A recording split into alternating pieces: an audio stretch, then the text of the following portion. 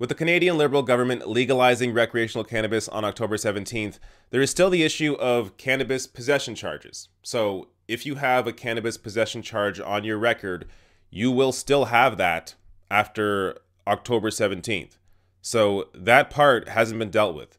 But luckily, Murray Rankin, who is the federal NDP's justice critic, has tabled a bill that deals directly with these cannabis possession charges. Watch. Mr. Speaker, I'm very proud to introduce today a bill that will expunge the records of certain cannabis-related convictions. Over 500,000 Canadians have a criminal record for cannabis possession. That's 500,000 Canadians who may be barred from finding employment, from volunteering in their communities, from finding a place to rent, all for nonviolent action that will soon be perfectly legal.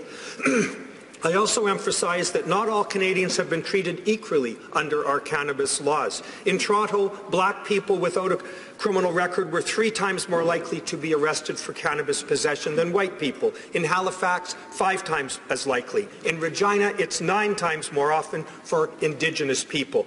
This bill will allow people to wipe from their records all cannabis convictions for things that will be perfectly legal within 2 weeks. Under the current broken pardon system, Canadians have to wait several years and pay $631 just to apply.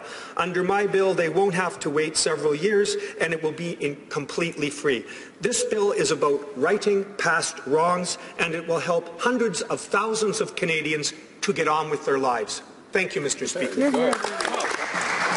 Mr. Rankin, seconded by Ms. Boisseau, moves that the bill be now read a first time and be printed. This motion is deemed adopted. I'm so glad the NDP have raised this issue. This should have been in the Cannabis Legalization Act, but for whatever reason, it wasn't. So hopefully the federal Liberals will look at this once cannabis becomes legalized on October 17th. Now, just one point I want to touch on that Murray Rankin mentioned there, and that's how the law is unfairly applied. So we see this in the US, we see this in Canada, we see this in other countries where the minority races are the law is unfairly applied on them compared to the majority race. So in Canada, it's unfairly applied on black people and Indigenous people. So even though white people use cannabis at the same rates as any other race, the law is always unfairly applied on minorities. So this is something you really have to be considerate of when you push to legalize cannabis. You have to understand that it's not just about moving forward and how cannabis is treated moving forward. It's also about looking at how the law was unfairly applied in the past and how it's ruined people's lives. And not just unfairly applied, but really the way it was applied to everyone. So if you have a cannabis possession record or cannabis possession charge on your record, it affects you when trying to get a job, when trying to volunteer, anything that requires a background check, it impacts that. And because of the way the law is unfairly applied, it unfairly impacts minorities.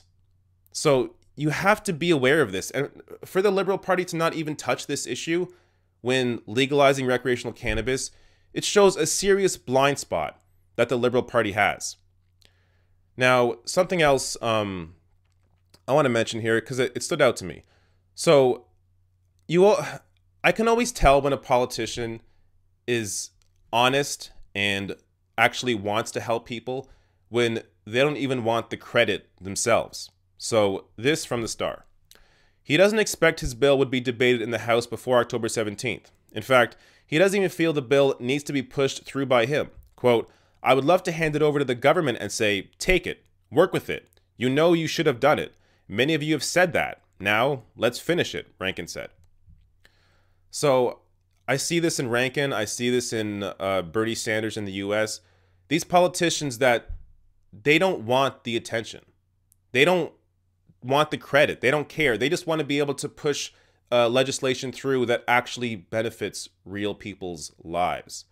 So you can always tell when a politician actually cares about people when they don't even want the credit or the spotlight for their own bills.